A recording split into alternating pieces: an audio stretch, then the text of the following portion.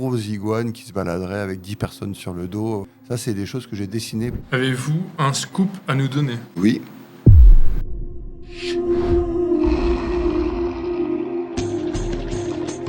Bonjour, je me présente, je m'appelle Daniel, je fais partie du SAS Coluche.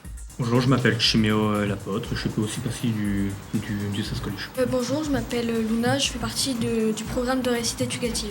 Nous sommes ici au SAS Coluche avec François Delarosière. de la Compagnie du Dragon.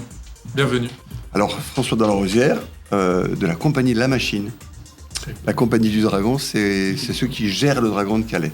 Voilà, moi c'est la Compagnie La Machine. Alors, nous allons à Nantes ce week-end en tant que reporter de la Gazette du Varan et nous aimerions savoir ce qu'on va trouver en se rendant sur l'île de la Machine.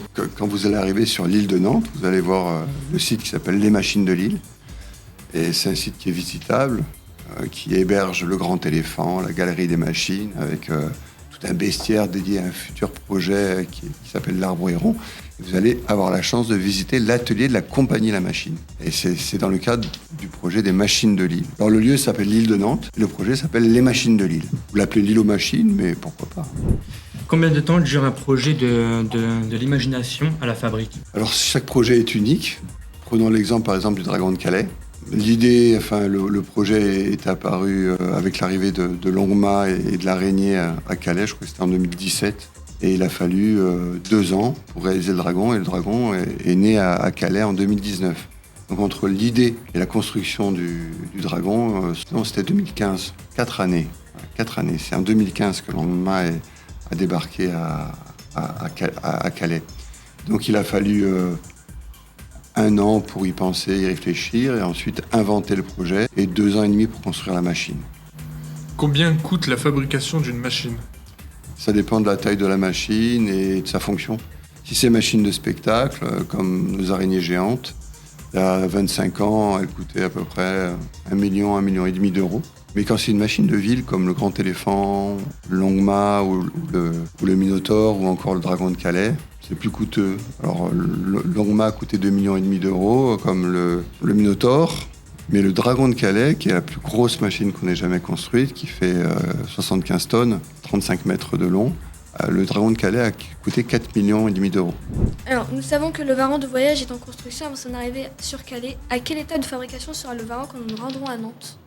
Alors, quand vous visiterez l'atelier à Nantes, vous aurez le squelette du dragon, du Varan de voyage qui est visible, avec peut-être ses terrasses montées, et les sculpteurs ont fini la sculpture de la peau. Et je pense que soit vous verrez la peau en train d'être colorisée, soit en finition, avant la colorisation. Puisqu'il va être mis en couleur cet été. Vous pourrez aussi voir les essais de couleurs qu'on a fait sur la peau du Varan de voyage qui seront présentés dans la poudrière du Fort Risemont. Quelle spécialité le Varan possède-t-il que les autres machines n'ont pas ? C'est un Varan un peu particulier, il est assez étroit, il fait 2,50 m de large. Ça c'est particulier parce que du coup toutes nos machines font au moins 5 ou 6 mètres de large. Et là il peut donc se prendre les voies de circulation. Donc c'est une particularité. L'autre particularité c'est qu'il a une langue souple qui est humidifiée, irriguée par de l'eau. Cette langue lui permet d'aller chercher les phéromones, les odeurs des proies qu'il pourrait trouver pour se nourrir. Et aussi ses yeux sont particuliers parce qu'il a un petit peu comme les poules ou certains serpents, une membrane comme ça qui est opaque, qui vient sur l'œil. Mais il a en plus des paupières, et donc ça fait qu'il a une membrane de plus que les autres machines sur ses yeux. Où avez-vous trouvé cette idée de Varan ? Alors, elle est venue toute seule parce que le Varan fait partie des animaux qui composent le Dragon de Calais. Il y a plusieurs animaux, il y a l'aigle pour ses serres, il y a le rhinocéros pour les cornes qu'il a sur le visage, il y a les écailles de poisson, il y a les ailes de chauve-souris.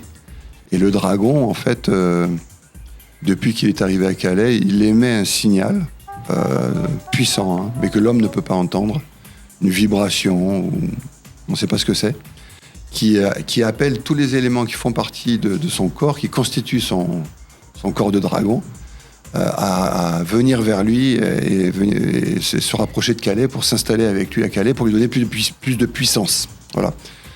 Et donc c'est pour ça qu'il appelle les varans et les iguanes Mais parce qu'en fait, ce dragon a un peu un corps de varan. C'est un corps de grand lézard. C'est un dragon qui est très lézard. Et donc c'est le premier qui répond à l'appel, à cet appel qui fait le tour de la planète. C'est le plus grand des varans qui vit en Australie, qui est le varan de voyage. Avez-vous un scoop à nous donner? Oui, le dragon appelle le varan de voyage.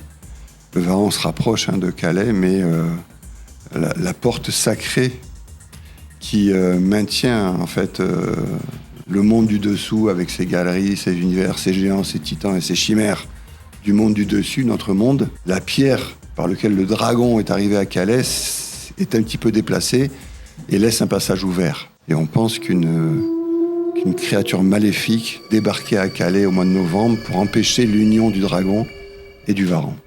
Avez-vous une machine préférée? Alors, c'est un peu comme si vous me demandiez parmi mes enfants lequel je préférais, quoi. C'est difficile à dire, quoi. Elles ont toutes leurs particularités, toutes leurs caractères, quoi. Donc j'ai pas de machine préférée. Vous avez construit beaucoup de machines. Pour vous, laquelle a été la plus difficile à créer? Alors les plus difficiles à créer, c'est souvent des machines qui sont un peu de plus petite taille, comme la Gardienne des Ténèbres, par exemple. Il va falloir que tous les actionneurs, tous les câbles, les électriques, hydrauliques ou l'air comprimé passent dans les membres, et c'est très contraint. Et ce qui est difficile, c'est de mettre les grosses armoires électriques avec tous les calculateurs, les interrupteurs, tout ça, et faire rentrer ça dans... Donc le varan, il a été compliqué à construire à cause de ça. La Gardienne des Ténèbres aussi, parce que c'est des machines qui sont un peu plus petites que le Dragon de Calais ou le Minotaure ou l'Oma. Après, ce qui est compliqué dans ces machines, c'est lorsqu'elles deviennent machines de ville, c'est-à-dire quand elles peuvent transporter du public et qu'elles sont manipulées par 4 personnes au lieu de 17 ou 20 personnes. À ce moment-là, il y a l'automate qui doit prendre en charge beaucoup de fonctions. Et ça rend très complexe la construction de ces machines. Pensez-vous que vos machines ont quelque chose de vivant en elles? Absolument. C'est de la mécanique vivante. Par leur mouvement, elles incarnent quelque part la notion de vie en elles. Et c'est ce qu'on ressent, quoi. On ressent quelque chose de vivant. En fait, c'est par l'émotion. C'est nos émotions qui rendent les autres vivants.